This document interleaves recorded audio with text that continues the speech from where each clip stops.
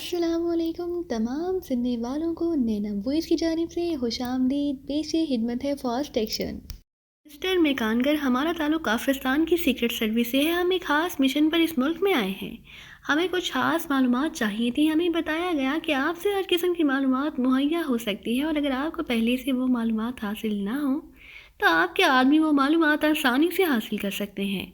इन मालूमात के मुआवजे में आप जो चाहेंगे हम आपको अदा कर देंगे, लेकिन मालूमात बिल्कुल दुरुस्त होनी चाहिए।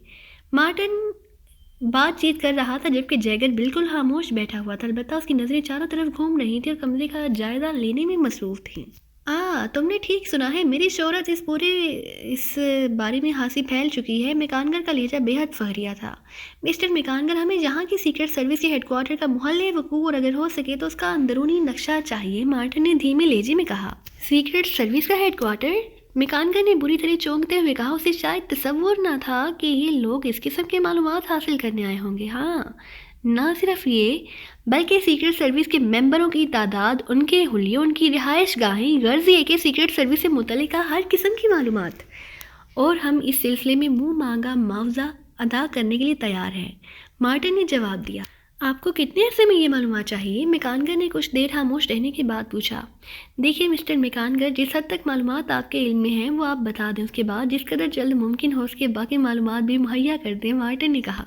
आप कितना मुआवजा देंगे? मेकानगर ने इश्तियाक आमेज़ लहजे में पूछा। देखिए मिस्टर मेकानगर, आप असूलों के पाबंद हैं, इसलिए हम असूलों पर ही बात करेंगे। आप जिस कदर मालूमात फ़ौरी तौर पर मुहैया कर सकते हैं उसका मुआवजा हम फ़ौरी तौर पर आपको अदा कर देंगे। इसके बाद आप जैसे जैसे बकिया मालूमात मुहैया करते रहेंगे उसी तरह आपको मुआवजे की अदायगी होती रहेगी, मार्टिन ने बात को घुमाते हुए कहा।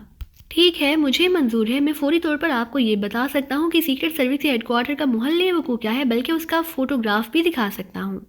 उसके 2 मेंबरों की फ़ौरी तौर पर निशानदही भी करा सकता हूँ, बाकी उसका अंदरूनी नक्शा और दीगर मालूमात। इसके लिए आपको 1 हफ़्ता इंतज़ार करना होगा, लेकिन बकिया मालूमात के लिए आपको निस्फ़ अदायगी पहले करना होगी। मेकानगर ने जवाब दिया। उसे खुशी हो रही थी कि उसने पहले भी सीक्रेट सर्विस के हेडक्वार्टर के बारे में मालूमात हासिल की और अभी उसके गाहक भी आ गए, और गाहक भी ऐसे कि जिनसे मुंह मांगा मुआवजा मिल सकता है। ठीक है, आप ये मालूमात अभी दे दें, बकिया मालूमात आपको 1 हफ़्ता में हासिल कर लें और हम 1 हफ़्ता इंतज़ार कर सकते हैं। आप मुआवजा बताइए, लेकिन इस बात का ख्याल रहे कि हमारा ताल्लुक़ एक हुकूमत के इदारे से है और हमें आगे जवाब भी देना है, इसलिए मुआवजा मुनासिब तो हमारे लिए बेहतर रहेगा, मार्टिन ने मुस्कुराते हुए कहा। मार्टिन, जो दरअसल टॉम था, उसे मेकानगर से ये मालूम करके बेहद खुशी हुई थी कि वो उसे सीक्रेट सर्विस का मोहल्ले वकूफ़ फ़ौरी तौर पर बता सकता है। देखिए मिस्टर मार्टिन, सीक्रेट सर्विस के हेडक्वार्टर का मोहल्ले वकूफ़ और उसके मेंबरों की निशानदही करने में आपसे $1,00,000 लूँगा, वो भी नकद, और बकिया मालूमात के लिए $2,00,000, मेकानगर ने मुआवजा बताते हुए कहा। मिस्टर मेकानगर, आपने इतना मुआवजा बताया है जो हम नहीं दे सकते। मैं आखिरी बात करता हूँ, अगर आपको मंजूर हो तो बता दें, वरना आपकी और हमारी बातचीत ख़त्म, मार्टिन ने संजीदा होते हुए कहा। ठीक है, आप बता दीजिए, लेकिन इस बात का ख्याल रहे कि ये मालूमात इतनी अहम है कि आपको कहीं से नहीं मिल सकती। सीक्रेट सर्विस के हेडक्वार्टर की तलाश में बेशुमार तंजीमें सर पटक पटक कर ख़त्म हो गई, लेकिन आज तक कामयाब नहीं हो सकी। बस ये मेरा ही काम था कि मैंने ये मालूमात हासिल कर ली, मेकानगर ने कहा। हम आपकी सलाहियतों का बाखूबी इल्म है मिस्टर मेकानगर, यही वजह है कि हम बराह रास्त आपके पास आए हैं। बहरहाल मैं आखिरी बात करता हूँ, इन मामलात के लिए आपसे $50,000 लूँगा और बकिया मालूमात के लिए $1,00,000, इससे कम नहीं हो सकता। मार्टिन कुछ देर सोचता रहा, फिर उसने कहा। ठीक है मिस्टर मेकानगर, हमें मंजूर है, लेकिन बकिया मालूमात की निस्फ़ अदायगी नहीं होगी। जब आप मुकम्मल मालूमात मुहैया करेंगी तो हम नकद अदायगी हो सकती है, मार्टिन ने भी फैसला कुन लहजे में जवाब दिया। चलिए ऐसे ही सही, मुझे मंजूर है, मेकानगर ने जवाब दिया, और उसके दिल में खुशी से लड्डू फूट रहे थे कि उसे नकद $50,000 मिल रहे थे। आपको अदायगी किस अंदाज में चाहिए? मार्टिन ने पूछा। आप किस तरह अदायगी कर सकते हैं? मेकानगर ने पूछा। हम आपको चेक दे सकते हैं, और चेक से बैंक से फ़ोन पर उसकी कैश होने की गारंटी भी, मार्टिन ने जवाब दिया। ठीक है, मुझे मंजूर है, मेकानगर ने सर हिलाते हुए कहा। मार्टिन ने कोट की अंदरूनी जेब में हाथ डालकर एक नई चेक बुक निकाली और फिर उसका एक चेक 50,000 का काट कर उस पर दस्तखत की बजाय एक महसूस नंबर डालकर उसने चेक मेकानगर की तरफ बढ़ा दी, जिस पर उस नाम का खाना खाली रखा था। मेकानगर ने गौर से चेक देखा और फिर उसने घड़ी पर नज़र डाली। बैंक کھلنے کا وقت ہو رہا تھا۔ چونکہ چیک ایگریمنٹ بینک کا تھا، اس لیے اسے یقین تھا کہ چیک کیش ہو جائے گا، لیکن اس کے باوجود اس نے تسلی کرنا ضروری سمجھا۔ چنانچہ اس نے فون کا ریسیور اٹھا کر انکوائری کے نمبر گھمائے، وہاں سے ایگریمنٹ بینک کا نمبر معلوم کر کے اس نے بینک کے نمبر گھمائے۔ چند لمحوں بعد ہی رابطہ قائم ہو گیا۔ دوسری طرف سے کہا گیا، بینک کا مینیجر بول رہا ہوں، میکانگر اکاؤنٹ نمبر اور رقم بتا کر پوچھ کر کیا یہ چیک کیش ہونے کی گارنٹی دی جا سکتی ہے؟ جب مینیجر نے اس بات میں جواب دیا تو میکانگر نے تھینک یو کہا۔ ریسیور ایگزس کا چہرہ خوشی سے چمک رہا تھا۔ آپ کی تسلی ہو گئی مسٹر میکانگر؟ مارٹن نے مسکراتے ہوئے پوچھا۔ ہاں مسٹر مارٹن۔ میکانگر نے اٹھ کر چیک کو ایک الماری کے خانے میں رکھ دیا اور پھر اسے تالا لگا کر وہ اس گھومنے والی الماری کی طرف بڑھتا چلا گیا۔ آپ لوگ چند منٹ انتظار کریں، میں ابھی آتا ہوں، میکانگر نے کہا اور الماری کو گھما کر وہ ساتھ والے کمرے میں چلا گیا۔ یہ تو کرامات ہی ہو گئی کہ ہمیں سیکرٹ سروس کے ہیڈ کوارٹر کا پتہ چل گیا، اب ہم آسانی سے بیک میگنیٹ فارمولہ استعمال کر سکتے ہیں، ٹیری نے مسرت سے بھرپور لہجے میں سرگوشی کرتے ہوئے کہا۔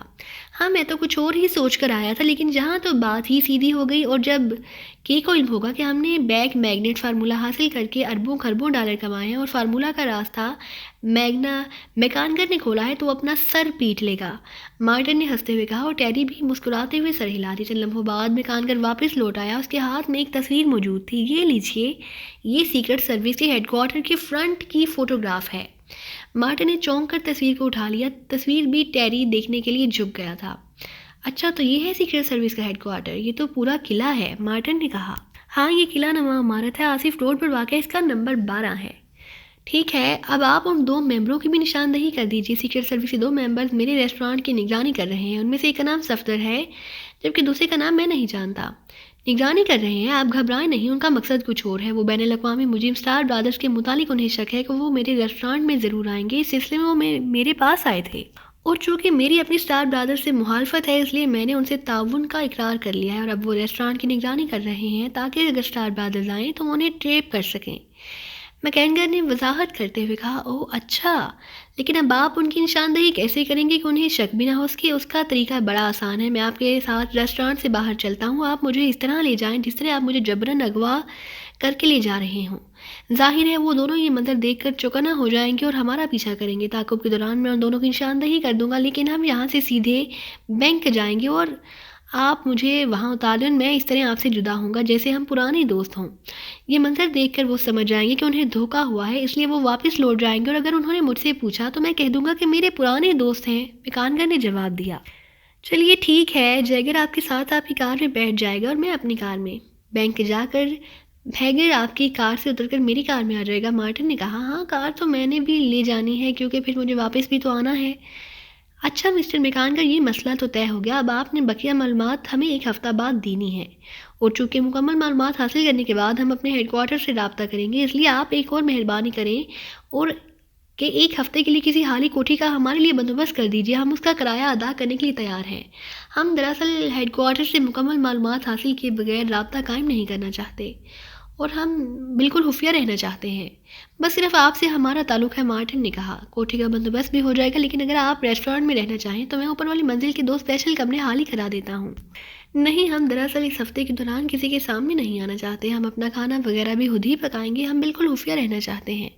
اوکے، جیسے آپ کی مرضی، میری ایک کوٹھی جازب روڈ پل پر بالکل خالی پڑی ہے، میں ہنگامی حالات میں اسے استعمال کرتا ہوں، لیکن اس میں ضرورت کا ہر سامان موجود ہے، حتیٰ کہ 1 ماہ کا مکمل راشن، کچن بھی موجود ہے، آپ کو 1 ہفتہ تک باہر بھی نہ نکلنا پڑے گا، میکانگر نے کہا۔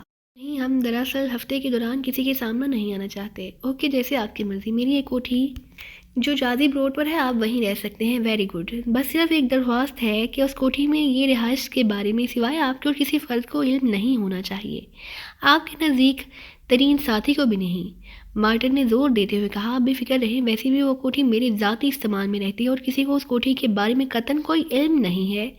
جازب روڈ پر کوئی کوٹھی نمبر 112، میکانگر نے کہا، اور پھر اس نے میز کی دراز کھول کر اس میں سے ایک بڑی سی چابی نکال کر ان کی طرف اچھال دی۔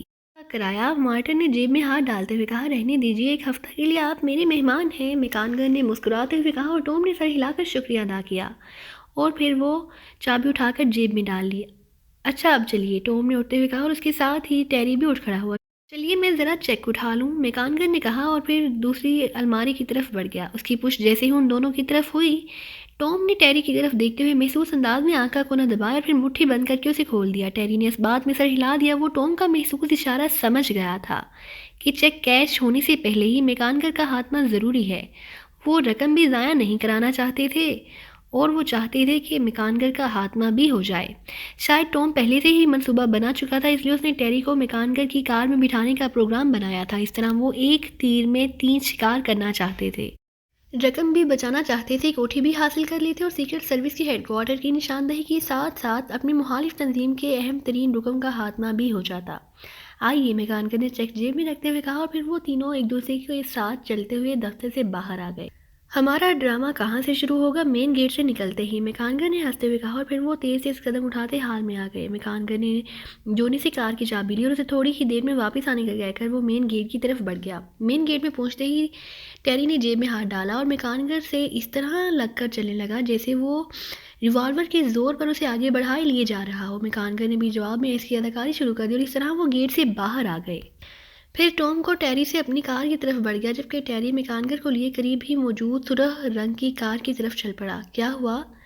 ٹیری نے دیر کر دی، کرنل نے ٹام سے مخاطب ہو کر پوچھا۔ وہ شاید کار میں انتظار کرتے کرتے سوکھ چکا تھا۔ سب کام ہو گیا کرنل، ہماری خوش قسمتی ہمارے ساتھ چل رہی ہے، ٹام نے مسکراتے ہوئے کہا اور ڈرائیور سیٹ پر بیٹھ گیا۔ ادھر ٹیری اور میکانگر سرخ رنگ کی کار میں سوار ہو گئے۔ میکانگر ڈرائیونگ سیٹ پر تھا، جبکہ ٹیری اس کے ساتھ والی سیٹ پر اس انداز میں بیٹھ گیا جیسے اسے ریوالور سے کور کیے ہوئے ہو، اور پھر وہ دونوں کاریں آگے پیچھے چلتی ہوئی کمپاؤنڈ گیٹ سے باہر نکل آئیں۔ ان کا رخ شہر کی طرف تھا اور ان کاروں کے باہر نکلنے کے تھوڑی دیر بعد ایک اور کار بھی کمپاؤنڈ گیٹ سے باہر نکلی اور خاصے فاصلے پر ان کے پیچھے چل پڑی۔ اس میں صفدر تھا۔ وہ میکانگر کو اس انداز میں جاتے ہوئے دیکھ کر چونک پڑا تھا، اور پھر ٹام اور ٹیری کی قد و قامت اور چال ڈھال بھی اسٹار برادر سے ملتی جلتی تھی، اس لیے انہیں شک گزرا۔ صفدر نے کیپٹن شیل کو وہیں رہنے دیا اور خیال رکھنے کا کہا اور خود کار لے کر ان کے تعاقب میں چل پڑا۔ تینوں کاریں آگے پیچھے چلتی ہوئی شہر میں داخل ہو گئیں۔ پھر میکانگر کی کار بینک کے سامنے رک گئی۔ ٹام نے بھی اس کار کے قریب جا کر روک دی۔ پچھلی کار میں صفدر تھا۔ پچھلی کار میں صفدر ہے، میں نے اچھی طرح چیک کر لیا ہے، دوسرا آدمی شاید وہیں ریسٹورانٹ میں ہی رہ گیا ہے، میکانگر نے ٹیری سے مخاطب ہوتے ہوئے کہا۔ اس لمحے ٹیری نے کار سے نیچے اترتے ہوئے ٹام کو آنکھ دبا کر محسوس اشارہ کیا، وہ اپنا کام کر چکا ہے۔ مسٹر میکانگر، آپ کو کم از کم 4 منٹ تک کار میں رہیں، شاید صفدر آپ سے رابطہ قائم کرے تو آپ اسے یہ کہہ دیں کہ ہم آپ کے دوست ہیں، ٹام نے قدرے عاجزانہ لہجے میں کہا جیسے وہ اب صفدر سے پیچھا چھڑانا چاہتا ہو۔ ٹھیک ہے، شکریہ اور الوداع، ٹام نے طنزیہ انداز میں مسکراتے ہوئے کہا، اور پھر اس نے کار آگے بڑھا دی اور ٹیری اس کے ساتھ والی سیٹ پر بیٹھ چکا تھا۔ میں نے سائلنسر لگا ہوا ٹائم بم سیٹ کے نیچے فکس کر دیا ہے، 3 منٹ بعد میکانگر سمیت کار کے پرہچے اڑ جائیں گے۔ ٹام کی نظریں بیک میرر پر جمی ہوئی تھی، پھر اس نے صفدر کو کار کی طرف اپنے پیچھے آتے ہوئے دیکھ لیا۔ وہ اب بینک سے تھوڑی دور آگے آ چکے تھے، اس کے چہرے پر مسکراہٹ آ گئی۔ اس کے تیز دماغ نے فوراً ہی ایک نیا پلان مرتب کر لیا۔ اس صفدر کو ہم نے فوراً ہی ٹریپ کرنا ہے، مگر صرف بے ہوش کر کے لے جانا ہے۔ اور پھر جیسے ہی وہ چوک پر نہیں پہنچے، اچانک انہیں دور سے ایک خوفناک دھماکے کی آواز سنائی دی اور ٹام اور ٹیری دونوں کے چہروں پر شفاف مسکراہٹ تیرنے لگی۔ وہ سمجھ گئے کہ بم پھٹ گیا ہے، اور ظاہر ہے کہ ابھی 3 منٹ ہی گزرے تھے، اس لیے میکانگر کے کار سمیت پرہچے اڑ چکے ہوں گے اور ان کے $50,000 بھی بچ گئے، اور ان کی مخالف تنظیم کا ایک اہم ترین رکن کا خاتمہ بھی ہو گیا۔ صفدر کی کار اب تک ان کے تعاقب میں تھی۔ ٹام اپنی کار دوڑائے چڑھا جا رہا تھا۔ جس چوک پر ریڈ لائٹ ہو اور ہماری اور صفدر کی کار رکے، تم میری کار سے اتر کر اس کی کار میں بیٹھ جانا اور پھر مفلوج کر دینے والی سوئی چبو دینا۔ اس طرح دیکھنے والے یہی سمجھیں گے کہ صفدر اچانک کوئی تکلیف ہو گئی ہے، اور پھر تم اسے ہٹا کر خود کار سنبھال لینا، پھر ہم سیدھے جادو کالونی پہنچ جائیں گے۔ ٹام نے ٹیری کو ہدایت کی اور ٹیری نے سر ہلاتے ہوئے بیگ میں سے سوئی نکال لی اور پینسل گن نکال کر جیب میں ڈال لی۔ جیسے ہی دونوں کاریں رکی، ٹیری نے دروازہ کھول کر باہر نکلا اور پھر تیزی سے ایک لمحے سے بھی کم عرصے میں صفدر کی کار کے قریب پہنچ گیا۔ اس سے پہلے کہ صفدر اس کا مقصد سمجھتا، ٹیری نے بڑی تیزی سے دروازہ کھولا اور اچھل کر اندر بیٹھ گیا۔ اندر بیٹھتے ہوئے ٹیری کا ہاتھ پہلے ہی باہر آ چکا تھا، اس لیے جب ٹیری سیٹ پر بیٹھا، اس کی پینسل سے بھی پتلی سوئی نکل کر صفدر کے بازو میں غائب ہو چکی تھی۔ صفدر کو ہلکا سا جھٹکا لگا اور پھر وہ ساکت ہوتا چلا گیا۔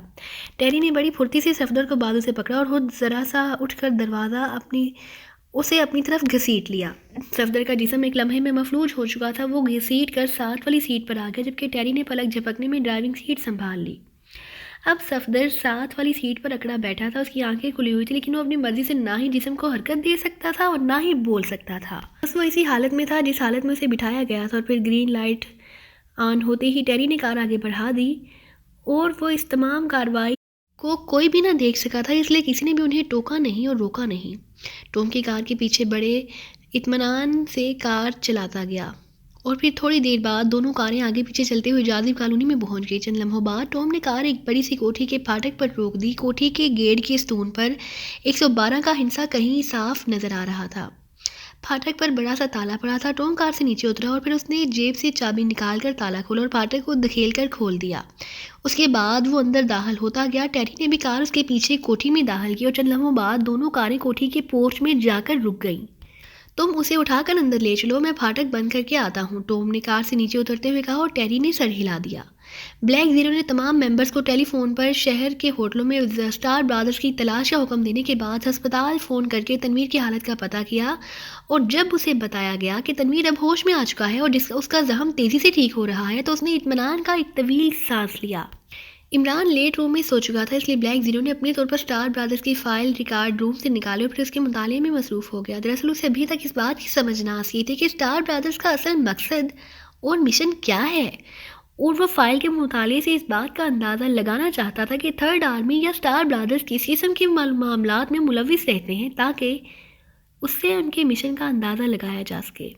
اور پھر فائل کے اندر اس کی نگاہ میں ایک کاغذ آ گیا جس میں واضح طور پر یہ درج تھا کہ تھرڈ آرمی عام طور پر ایک حکومت کی قیمتی راز، چاہے وہ دفاعی ہوں یا کوئی قیمتی ایجاد، حاصل کر کے دوسرے ملکوں کو فروخت کر دیتے ہیں، اور اسٹار برادرز میں سے ٹام نامی مجرم بے پناہ ذہنی صلاحیتوں کا مالک ہے۔ وہ فوری طور پر کام کرنے کی اچھی اور مضبوط پلاننگ تیار کر لیتا ہے، جبکہ ٹیری ذہنی طور پر بالکل کند ہے، مگر انتہائی شفاف طبیعت کا مالک ہونے کی وجہ سے قتل و غارت میں بے حد ملوث رہتا ہے۔ اس کے ساتھ ساتھ وہ کسی بھی کام کو انتہائی تیزی سے نمٹانے کا عادی ہے کہ مخالف کو سنبھلنے کا قطعی موقع نہیں ملتا۔ یہی وجہ ہے کہ تھرڈ آرمی اپنے فاسٹ ایکشن کے سلسلے میں پوری دنیا میں مشہور ہے۔ یہ لوگ اتنی تیزی سے کام کرتے ہیں کہ انسان سوچ بھی نہیں سکتا، اور یہی وجہ ہے کہ اکثر وہ چند دنوں میں ہی اپنا مشن مکمل کر لینے میں کامیاب ہو جاتے ہیں۔ بلیک زیرو فائل بند کر کے اسٹار برادرز کے مشن کے سلسلے میں سوچتا رہا کہ اس ملک میں ان کا اصل مشن کیا ہو سکتا ہے، لیکن کوئی بات واضح سمجھ میں نہ آ رہی تھی۔ ابھی وہ سوچ بچار میں مصروف تھا کہ اچانک سیٹی کی تیز آواز سے کمرہ گونج اٹھا۔ بلیک زیرو نے چونک کر میز کی دراز کھولی اور پھر اس میں سے ایک بڑا سا ٹرانسمیٹر نکال کر باہر میز پر رکھ لیا۔ سیٹی کی آواز ٹرانسمیٹر میں سے آ رہی تھی، hello Safdar speaking over. Black Zero کے بٹن دباتے ہی سیٹی کی آواز پر صفدر کی آواز آ گئی، yes X 2 speaking over. Black Zero نے محسوس لہجے میں جواب دیا، سر ابھی 2 افراد ریسٹورانٹ میں سے مکانگر کو اسلحہ کے زور پر جبرن نکال کر لے جا رہے تھے۔ میں نے ان کا تعاقب کرنا شروع کر دیا۔ چال ڈھال قد و قامت سے وہ دونوں اسٹار برادرز معلوم ہوتے ہیں، لیکن اس وقت وہ 2 مقامی آدمیوں کے میک اپ میں ہیں۔ کیپٹن شکیل بدستور ریسٹورانٹ کی نگرانی کر رہے ہیں، اس کے پاس B3 ٹرانسمیٹر ہے، اگر کوئی بات ہوئی تو آپ کو براہ راست کال کرے گا، اوور۔ صفدر نے تفصیل بتاتے ہوئے کہا، ٹھیک ہے، اچھی طرح ان دونوں آدمیوں کو چیک کرو اور پھر مجھے رپورٹ دو، بہتر جناب، اوور۔ صفدر کی آواز سنائی دی، over and all, Black Zero نے کہا اور ٹرانسمیٹر کو آف کر کے رکھ دیا۔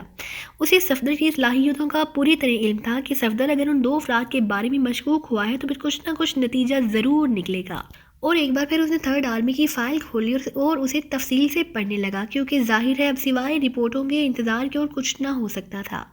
پھر اسے صفدر کی کال آئے ہوئے تقریباً آدھا گھنٹہ ہی گزرا ہوگا کہ ٹرانسمیٹر پر ایک بار پھر کال سنائی دی، صفدر اسپیکنگ، سر ایک خوشخبری ہے، ہم نے اسٹار برادرز کو قابو کر لیا ہے، وہ اس وقت بے ہوش پڑے ہوئے ہیں، اوور۔ صفدر کی چہکتی ہوئی آواز سنائی دی، اسٹار برادرز کو قابو کر لیا ہے، تفصیلی رپورٹ دو، اوور۔ سر جیسے میں نے آپ کو پہلے کال کیا تھا تب میں نے آپ کو سب کچھ بتایا تھا۔ اوہ اچھا، ویری بیڈ۔ اچھا اب ایسا کرو کہ ان دونوں کو لے کر دانش منزل آ جاؤ تاکہ میں خود ان سے پوچھ اوچھ کر سکوں، اور سنو ان کا ایک تیسرا ہاتھی کرنل بھی ہے، اس کا کچھ پتہ چلا؟ نہیں جناب، وہ ان کے ساتھ نہیں تھا، یہ دونوں ریسٹورانٹ سے اکیلے ہی نکلے تھے اور کوٹھی میں بالکل اکیلے ہی موجود تھے۔ صفدر نے جواب دیا، اوکے، تم فوراً انہیں اپنی کار میں ڈال کر دانش منزل لے آؤ، میں انتظار کر رہا ہوں، اوور۔ بلیک زیرو نے حکم دیتے ہوئے کہا، ٹھیک ہے جناب، ہم ابھی انہیں لے کر چل پڑتے ہیں، اوور۔ صفدر نے مؤدبانہ لہجے میں جواب دیتے ہوئے کہا، خیال رکھنا کہ انہیں راستے میں ہوش نہ آ جائے، یہ لوگ بے حد خطرناک ہیں، اوور۔ آپ بے فکر رہیں جناب، یہ ابھی 2 گھنٹوں سے پہلے ہوش میں نہیں آ سکتے، over. Okay, over and all. Black zero کو اس غیر متوقع کامیابی پر بے پناہ مسرت محسوس ہو رہی تھی، کیونکہ اسٹار برادرز کے قابو میں آ جانے سے ان سے نہ صرف آسانی سے سب کچھ اگلوایا جا سکتا تھا بلکہ یہ کیس ہی ختم ہو جاتا تھا، کیونکہ اس کیس میں اہم شخصیتیں یہی اسٹار برادرز ہی تھیں، اور ان سے ان کے تیسرے ساتھی کا پتہ لگا کر اسے بھی پکڑا جا سکتا تھا۔ بلیک زیرو یہ سوچتا ہوا کرسی سے اٹھا تاکہ عمران کو جگا کر اسٹار برادر سے قابو میں آ جانے کی رپورٹ دی، لیکن پھر اس نے اپنا فیصلہ بدل دیا۔ اس نے سوچا کہ ضروری نہیں کہ تمام کام عمران ہی کرے۔ عمران کو یہ رپورٹ دینے کی بجائے کیوں نہ اس وقت رپورٹ دی جائے جب اسٹار برادرز اور کرنل سے تمام راز اگلوائے جا چکے ہوں، تاکہ عمران کو بھی بلیک زیرو کی ٹیم کی کارکردگی کا احساس ہو سکے۔ اس لیے وہ دوبارہ کرسی پر بیٹھ گیا اور پھر اس نے مین گیٹ کی اسکرین آن کر دیا۔ اب اسے صفدر کے آنے کا انتظار تھا۔ میکانگر کو دی ہوئی کوٹھی واقعی جازب کالونی میں پہنچتے ہی انہوں نے صفدر کو ایک کمرے میں پڑی ہوئی بڑی سی میز پر لٹا دیا۔ کرنل، اب تمہارا کام ہے کہ تم نے اسے سیکرٹ سروس کے ہیڈ کوارٹر کے بارے میں تمام تفصیلات اگلوا لو۔ ٹام نے کرنل سے مخاطب ہو کر کہا، لیکن تم نے پلان کیا بنایا ہے؟ مجھے بتاؤ تاکہ میں اس سے معلومات حاصل کروں۔ کرنل نے سر ہلاتے ہوئے کہا،